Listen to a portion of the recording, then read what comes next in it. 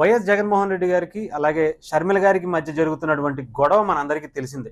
ఆస్తుల పంపకాల విషయంలో వాళ్ళిద్దరి మధ్య జరుగుతున్నటువంటి గొడవ, దాని గురించి వచ్చినటువంటి విభేదాలు, రోడ్డు మీదకు వచ్చే ఇష్టం వచ్చినట్టు మాట్లాడుకుంటున్నటువంటి సందర్భాలు కూడా మనం చూస్తున్నాం.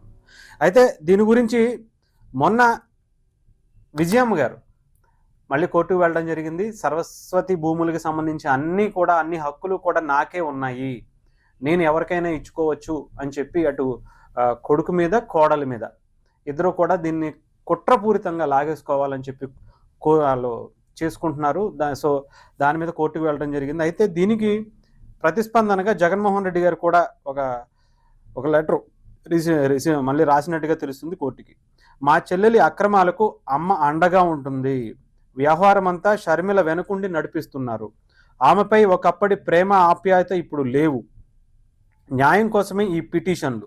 ఎన్సిఎల్ టీవీకి సంబంధించినటువంటి నివేదించినటువంటి అంటే జగన్మోహన్ రెడ్డి గారు ఎన్సిఎల్ కోర్టుకి ఇచ్చినటువంటి నివేదిక ఇది.